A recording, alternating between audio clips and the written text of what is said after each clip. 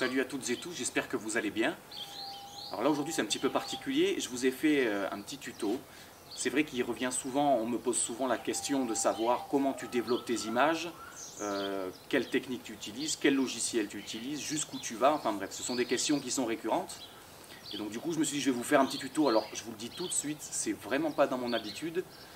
En tout cas pas comme ça en enregistrement seul, tout ça. Je le fais régulièrement avec des stagiaires où ils sont à côté de moi, où j'explique au fur et à mesure. Là, de cette manière-là, comme ça, à s'enregistrer, c'est pas spécialement mon fort. Mais peu importe, le fait est que vous verrez de quelle manière je procède, quel logiciel j'utilise, les techniques que j'utilise, jusqu'où je vais et quelles sont mes démarches en fait. Donc, du coup, ce sera sympa pour vous, autant que vous soyez débutant et que vous n'avez jamais ouvert ces logiciels, ça vous permettra de voir et d'avoir une idée de ce que l'on peut faire avec. Et encore que c'est vraiment infime parce que ce sont des logiciels qui permettent vraiment des tas de choses, mais là en tout cas, voilà, ça vous permettra pour vous qui êtes débutant de voir un petit peu jusqu'où on peut aller et comment on procède.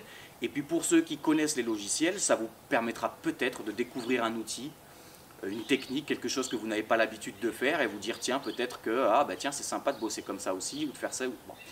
Voilà, donc j'espère que ce tutoriel va vous aider.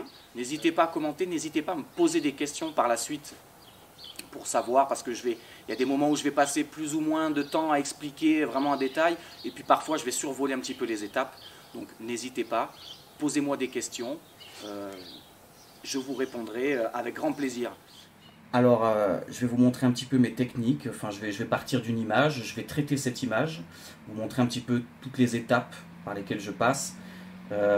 Les techniques que je vais vous montrer, ce ne sont pas forcément les seules qui existent, ce ne sont pas forcément les meilleures, mais ce sont celles que j'utilise en tout cas. Donc, je vais commencer directement dans Lightroom. Alors, pourquoi j'ai choisi cette image? C'est tout simplement parce que c'est typiquement le genre d'image quand on fait son tri dans le disque dur ou dans la carte SD, c'est typiquement le genre d'image qu'on met de côté, pour la simple et bonne raison que tout de suite à première vue, elle est sous-exposée, elle est mal exposée. Et donc, voilà, si d'autres photos de la même série seront mieux exposées, on va forcément privilégier les autres et celles-là, on va les mettre à la trappe. Alors que, finalement, parfois, certaines peuvent être récupérées. C'est l'avantage de shooter dans un fichier RAW. Hein, je rappelle ce que c'est qu'un fichier RAW. C'est un fichier brut.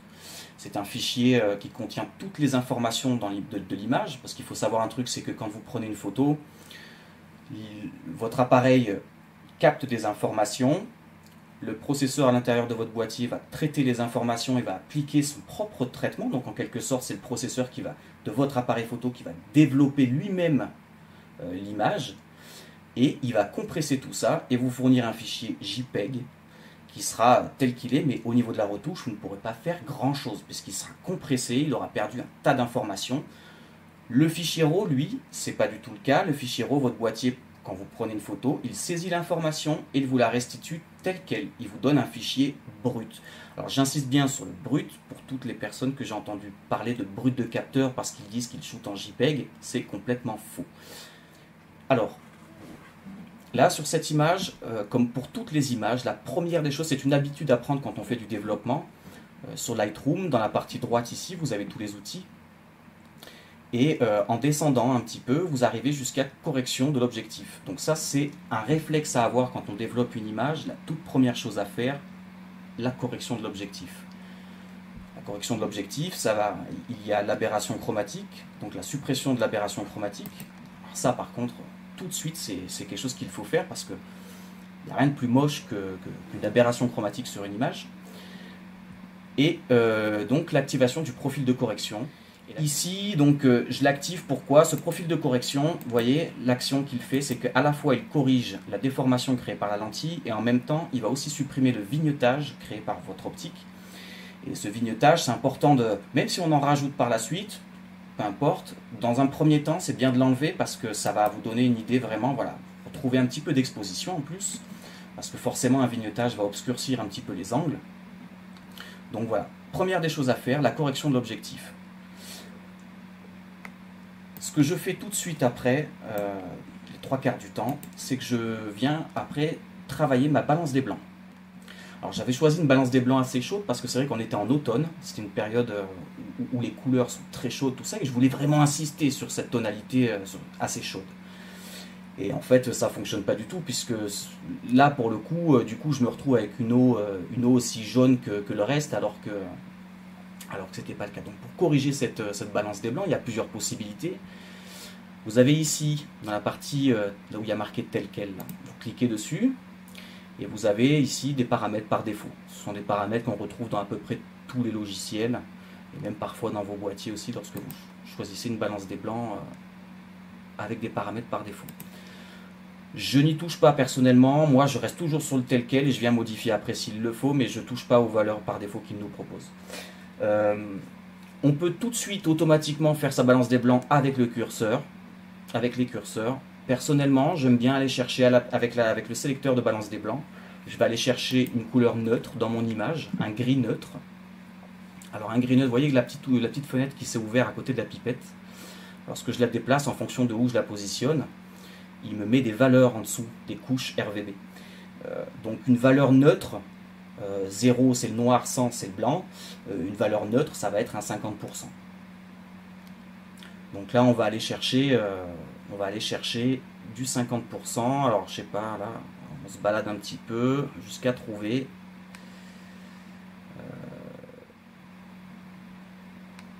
ouais, bon là je pense que c'est pas trop mal, je suis aux alentours des 40-50, c'est pas mal. Je clique et automatiquement, vous voyez la balance des blancs tout de suite, là ça devient un petit peu plus correct, je retrouve quelque chose de beaucoup plus naturel. Maintenant que j'ai fait ma balance des blancs, alors c'est vrai que la colorimétrie, il ne suffit pas de faire que ça, il y a plein de choses qu'on peut faire après, mais pour l'instant, dans un premier temps, ce que je fais sur Lightroom, c'est dégrossir mon fichier, c'est dégrossir mon image de manière à la rendre la plus neutre possible et ainsi avoir une marge de manœuvre plus importante après dans Photoshop. Donc là, ici, maintenant que j'ai fait ma correction d'objectif, j'ai fait ma balance des blancs, maintenant je vais travailler, je vais réexposer un petit peu mon image. Alors, au niveau de l'exposition, il y a un outil qui est intégré à Lightroom, c'est dans tous les logiciels, vous l'avez même sur votre boîtier au moment de la prise de vue, d'ailleurs c'est très important de s'en servir parce que ça vous donne un petit peu une idée de où vous vous trouvez au niveau des tonalités, au niveau de l'exposition. Alors c'est l'histogramme ici que vous avez en haut à droite. Alors pour ceux qui ne savent pas lire un histogramme, je vais expliquer très rapidement, je pourrais rentrer dans les détails mais là je vais le faire assez rapide. En gros un histogramme ça vous indique les valeurs de luminosité qu'il y a dans les tonalités, là où se trouvent les tonalités dans votre image. Donc à gauche on a les tons sombres, à droite on a les tons clairs et au milieu on a les tons moyens. Donc le noir tout à gauche, le blanc tout à droite et au milieu les gris. La hauteur ici du graphique vous indique le nombre de pixels qu'il y a. Donc c'est la quantité de pixels qu'il y a dans les tons sombres, dans les tons moyens et dans les tons clairs. Là on constate tout de suite ici que mon histogramme est complètement collé quasiment à gauche, à tel point que vous voyez ces deux petits témoins qui sont en haut de l'histogramme ici dans les coins. Donc en haut à gauche il vous indique les valeurs sombres qui sont bouchées, et à droite les valeurs claires qui sont les tons clairs qui sont eux aussi par contre cramés, qui sont trop importants. Donc quand il est allumé comme ça veut dire, vous voyez, alors je peux cliquer dessus, il reste en place, vous voyez la petite zone bleue qui vient de se mettre sur l'image. Alors ça c'est tout simplement pour vous dire qu'ici il y a un noir intense, c'est-à-dire voilà, là il n'y a plus aucune autre valeur que du noir. C'est pas énorme, on peut voir que là il n'y a pas une quantité énorme, donc c'est débouchable sans problème. Ce que je vais faire, c'est que, alors, Lightroom possède un outil qui est assez sympa, vous voyez, c'est séparé là, quand je déplace la souris comme ça dans l'histogramme, on constate qu'il y a plusieurs colonnes qui se... Alors, vous avez la colonne du noir, vous voyez, si on se déplace, ombre, exposition, donc là on a les tons moyens en quelque sorte, les hautes lumières et les blancs. Et ce qu'il y a de bien, c'est que quand on positionne son curseur dessus, regardez en dessous, là, dans les valeurs qu'il y a dans les outils, la haute lumière, ombre, blanc, noir, tout ça. Vous voyez que quand je positionne ma souris dessus, il vient me mettre en évidence ici le curseur qui correspond au réglage. C'est-à-dire que au réglage à effectuer. Ici, on voit que ce sont les noirs qui sont complètement bouchés. Donc on voit que ce sont les noirs qui se sélectionnent, la petite case qui se grise, hein, la case en dessous d'auto là, dans les noirs, c'est la petite case grise ici qui vient se mettre. Ça me signale tout simplement qu'il faut que je pousse ce curseur là pour pouvoir déboucher les noirs. Donc c'est ce que je vais faire. Hop, et vous voyez effectivement que la petite zone bleue, elle disparaît. Donc là, ici, l'histogramme me dit que effectivement, ma zone, elle n'est plus bouchée. J'ai plus un noir complètement intense. Maintenant, je me rapproche un petit peu plus d'un gris foncé. Hop. Donc là, j'ai débouché cette partie-là, ça me suffit. Et puis, je vais tout simplement réexposer d'une manière globale sur toute l'image.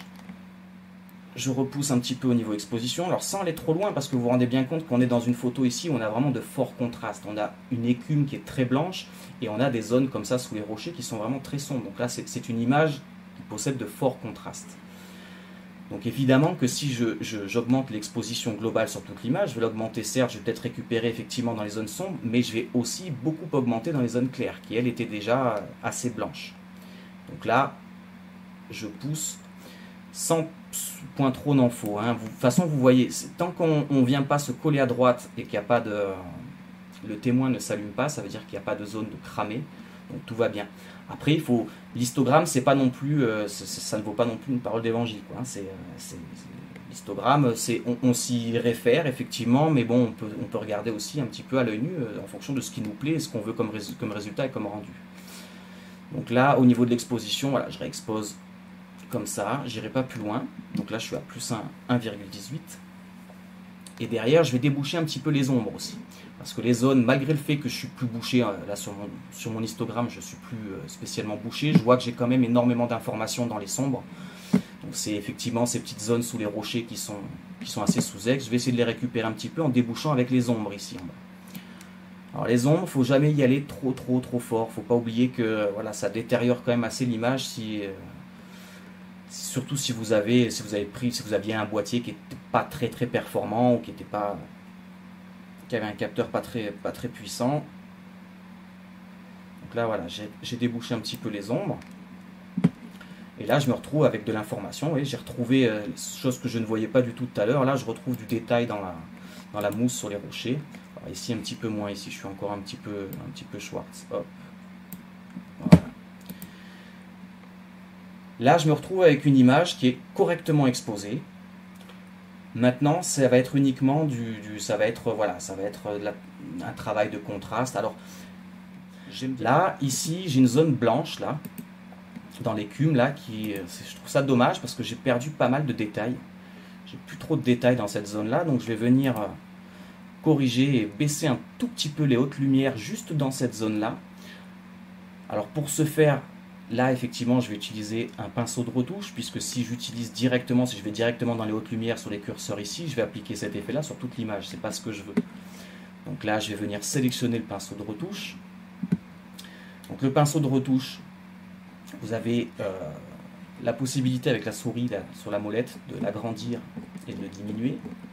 Ou sinon, vous avez les curseurs aussi ici à droite. Donc on a la taille, on a le contour progressif et on a le débit. Donc au niveau de la taille, ça comme je vous dis, c'est en fonction de la zone à traiter, vous ajustez. Le contour progressif, personnellement, je travaille toujours avec un contour progressif à 100%, parce que c'est une transition qui est très douce au niveau du pinceau. On travaille de manière progressive et c'est assez doux, je travaille toujours à 100%. À part si j'ai un endroit avec beaucoup de précision où je vais durcir mon pinceau, mais là ici c'est pas le cas. Donc là, je règle mon pinceau et vous avez le débit ici. Donc le débit, c'est tout simplement l'intensité que vous allez donner, l'intensité de l'effet qui va être appliqué à votre pinceau. Donc là, je reste sur un débit à 100%. Alors très souvent, je travaille à 50, parce que j'y vais de manière progressive. Je commence tout doucement, plutôt que de passer un gros coup de pinceau et puis faire un CTRL-Z parce que ça ne nous plaisait pas. Je préfère y aller progressivement à 50%. Et je vais venir juste peindre à l'endroit vraiment où je voulais récupérer un petit peu dans les hautes lumières là. Alors évidemment si je touche à rien. Un conseil, attention parce que remettez toujours tout à zéro en double-cliquant sur effet, parce que ça conserve, quand vous utilisez comme ça un filtre radial, un pinceau de retouche ou bien encore un filtre gradué, il va conserver les réglages que vous avez fait précédemment. Donc pour pas avoir de mauvaises surprises, quand vous utilisez un nouvel outil ou vous appliquez un nouveau coup de pinceau ou un nouveau filtre ou quoi que ce soit, vous double-cliquez sur effet, ça remet tous les paramètres à zéro. Donc là ici, ce que je voulais donc appliquer à ce pinceau, c'était donc, je voulais baisser les hautes lumières. Donc là je vais tout simplement, hop. Alors, là, je vais zoomer dans l'image parce que je pense que vous voyez, à mon avis, vous voyez pas grand chose. Donc je vais faire ça comme ça. Je reprends mon pinceau. Vous voyez, quand à partir du moment où vous avez appliqué un premier effet avec le pinceau, il vous met un petit rond comme ça. C'est pour vous dire, c'est à cet endroit-là que voilà, c'est pour vous signaler le, voilà, c'est l'outil de sélection pour retrouver le pinceau que vous avez utilisé. Vous cliquez dessus. Si vous voulez voir un petit peu à quel endroit vous avez peint, voir le passage de votre, hop, vous cliquez en bas là, de la photo. Vous avez une petite case là ici, afficher l'incrustation de masque sélectionné. Vous cliquez dessus et là tout de suite apparaît la zone que vous avez traitée. Alors là, je voulais juste récupérer un petit peu de détail, voilà, juste dans cette petite zone blanche là. Ça faisait trop blanc pour moi. Hop.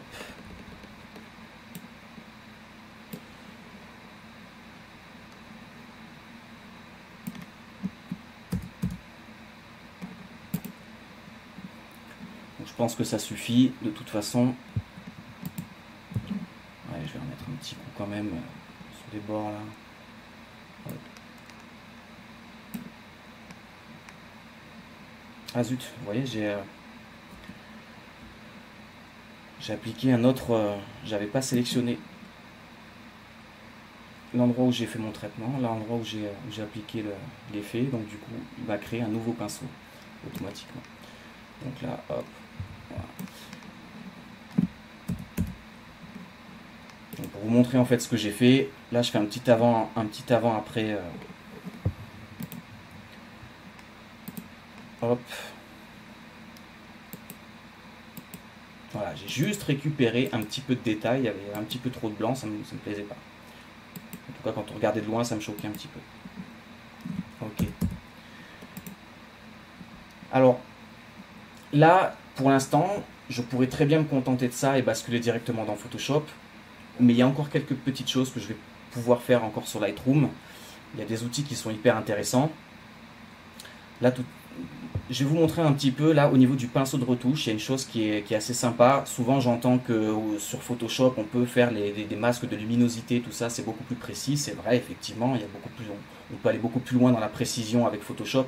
Maintenant, dans Lightroom, depuis les dernières versions, depuis les dernières mises à jour, il y a des outils qui sont hyper intéressants à utiliser, qui sont presque aussi efficaces. Ça laisse moins de liberté, mais c'est quand même presque aussi efficace. Et je les utilise du coup dans Lightroom de plus en plus pour dégrossir. En fait, je vais vous montrer. Donc là, toujours pareil, même principe avec le pinceau de retouche. Alors ce que je voudrais là, c'est récupérer un petit peu d'exposition, surtout récupérer un petit peu de blanc, là, faire péter un petit peu l'écume que je trouve un petit peu étouffé dans la masse. Donc là, je vais monter un petit peu les hautes lumières, rajouter un petit peu de blanc. En fait, je fais péter un peu. Hop, un petit peu d'exposition.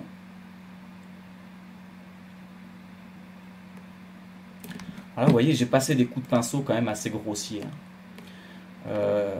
Vous allez comprendre qu'en fait, le but là, c'est de juste passer sur les parties blanches de l'écume de manière globale. Et là, maintenant, je vais affiner. Chose qu'on ne pouvait pas faire avant dans Lightroom. Maintenant, on peut affiner avec quelque chose qui s'appelle, un petit peu en dessous, là, quand vous descendez, vous avez masque de gamme. Donc, par défaut, il est désactivé. Masque de gamme, en fait, vous avez la possibilité d'appliquer cet effet là que vous avez mis avec le pinceau. Là, vous pouvez l'appliquer de manière assez précise en contrôlant le masque de gamme. C'est-à-dire que là, je vais aller chercher dans les gammes de luminance. Alors, les gammes de luminance, là, vous voyez, afficher le masque de luminance. Donc, en fait, le masque de luminance, voilà ce que c'est. En fait, la luminance, c'est la sensation de lumière qu'il y a dans une image, hein, sur certaines zones. Donc là, en fait, ce qu'il met en évidence dans ce noir et blanc, c'est tout simplement que tout ce qui est blanc, les zones les plus claires et les plus blanches, ce sont les zones où il y a le plus de luminance. Et forcément, donc, les parties sombres, ce sont les parties où il y a le moins de luminance. Et en fait, ici, donc, dans le masque de gamme, là, masque de luminance, vous avez un curseur, là. Donc là, il y a une partie gauche, là, et une partie droite du curseur. Si je veux travailler sur les parties vraiment lumineuses, sur les parties les plus claires de l'image, où il y a le plus de luminance, je vais tirer ce petit curseur qui est à gauche et le ramener vers la droite. Et regardez la sélection qui est en rouge là, ici. Elle va s'affiner tout doucement. Hop, oui, c'est un petit peu lent. Là, j'ai mon PC qui est un peu fatigué. Mais en gros, vous voyez, voilà, c'est parce que j'ai réduit la gamme de luminance. C'est-à-dire qu'au lieu d'avoir une gamme vraiment étendue sur la gamme complète de luminance, je réduis vraiment sur les parties les plus claires que j'ai sélectionnées et que j'ai peint tout à l'heure hein, avec le pinceau. Donc là, en fait, ce que je fais, c'est que du coup, j'affine mon masque. Donc là, on voit que là, j'ai appliqué, en appliquant le pinceau tout à l'heure, là, j'ai quand même pas mal débordé, j'en ai mis un petit peu de partout, j'y suis allé de manière brute. Là, on voit qu'en déplaçant le curseur vers la droite, j'affine en fait tout ça et je le concentre vraiment sur les parties les plus claires, les parties où il y a la plus forte luminance là, dans la zone où j'ai peint. Alors, je vais faire un petit avant-après pour que vous puissiez voir. Et voilà. Et c'est beaucoup plus précis que mon premier gros coup de pinceau que j'avais fait à la base, vous voyez. Je travaille de manière grossière, là, voilà, j'ai mordu sur les zones sombres et tout. Et là, en affinant, on se concentre uniquement sur les parties vraiment où il y a le plus de luminance. Voilà, maintenant que j'ai sélectionné la partie, donc dans la partie gamme, là ici, j'ai sélectionné la gamme exacte de luminance que je voulais. Maintenant, je vais appliquer le lissage un petit peu, je vais voir un petit peu si je peux améliorer encore ça avec le lissage. Donc, vous voyez ici la partie rouge, hein, donc la sélection, elle s'affine. En fait, ça adoucit la transition, en fait, ça adoucit la transition de l'effet. Moi, il n'y a pas de problème, de toute façon, dans l'écume, là, je vais la faire péter, hop, voilà.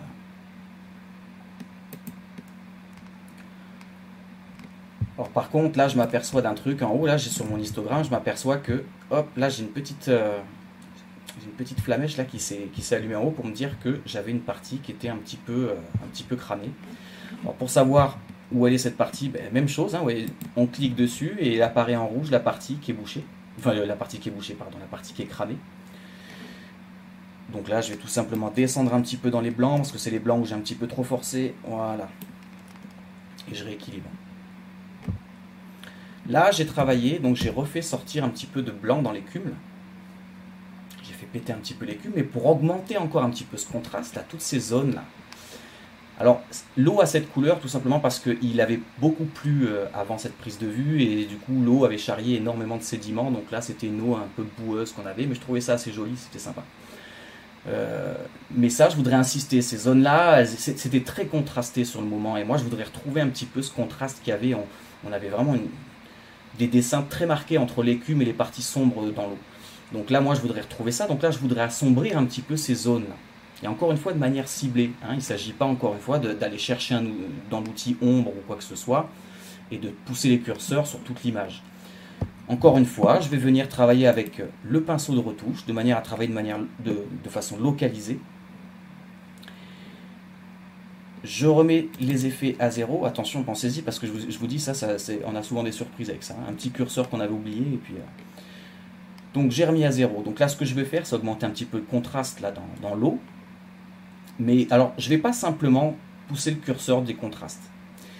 En fait, je travaille d'une autre manière. Je vais tout simplement en fait appliquer avec le pinceau, baisser un petit peu l'exposition, tout petit peu, et un tout petit peu les noirs. Et après j'ajusterai. Pour l'instant, je fais ce réglage là, et après j'ajusterai. Donc j'ai toujours mon pinceau. Je règle un peu la taille de mon pinceau et puis bon, la dureté, le contour progressif en fonction de la zone que vous voulez faire. Donc là, moi, je vais principalement ces zones-là, j'ai pas besoin d'avoir un pinceau très très précis, donc je reste toujours sur mon contour progressif à 100. Et je vais venir appliquer l'effet, pareil que tout à l'heure, de manière assez brutale. Tant pis si je déborde, c'est pas grave. J'y vais de manière brute. Je vais faire comme pour les tons clairs. J'affinerai par la suite. Pour l'instant, voilà, j'y vais de manière assez grossière. J'applique cet effet vraiment uniquement sur les zones qui m'intéressent. Hein. Il est évident que je ne vais pas venir assombrir des endroits qui le sont déjà dans l'image, où il n'y a pas besoin. Donc là, hop. Alors encore une fois, de manière assez brutale. Hein. Et Même chose que tout à l'heure avec les masques de gamme de luminance, sauf que cette fois-ci, je veux agir sur les tons foncés. Donc c'est plus le petit curseur gauche que je ramène vers la droite, c'est le petit curseur droit que je ramène vers la gauche pour réduire la gamme de tons foncés finalement. Alors, je vais vous mettre le masque de luminance, comme ça c'est encore plus flagrant. Donc j'étais ici, et je vais réduire tout doucement. Alors pas trop parce que il faut qu'il aille quand même dans les zones que je lui ai demandé. Hop. Là je pense que ça suffit. Pareil, le lissage. Moi, je veux quelque chose d'assez net.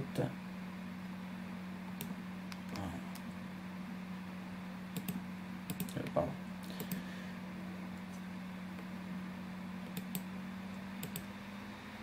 Alors là, je vous fais voilà, un petit avant-après du travail que je fais là au pinceau. Là, vous voyez, je récupère vraiment, je récupère du mouvement, je récupère quelque chose d'intéressant dans l'eau. Après, j'ai toujours la marge. L'avantage, c'est qu'on peut revenir sur les coups de pinceau qu'on a mis, on peut toujours ajuster après par la suite. Donc là, j'ai assombri ces zones-là. Maintenant, je viens ajuster un petit peu sur les coups de pinceau que j'ai mis, je viens ajuster. Là, c'est un petit peu trop fort quand même. Alors, je suis sélectionné sur... Alors, si j'ai oublié à quel endroit j'ai peint avec ce... Vous voyez, si j'ai oublié, je viens tout simplement afficher l'incrustation du masque sélectionné. Et il me dit, voilà, donc ça, c'est les zones sombres que j'ai traitées. Donc là, je vais juste un petit peu le réduire. C'est vrai que là, j'y suis allé un petit peu fort sur l'expo. Hop. Moins 32, ça suffit. Par contre, un petit peu de noir. Je reviens aussi sur les blancs que j'ai fait tout à l'heure. Donc là, c'était pas celui-là, c'est celui-là. Et là, pareil, là, je vais ajuster un petit peu parce que j'y suis allé un petit peu fort, surtout sur les blancs.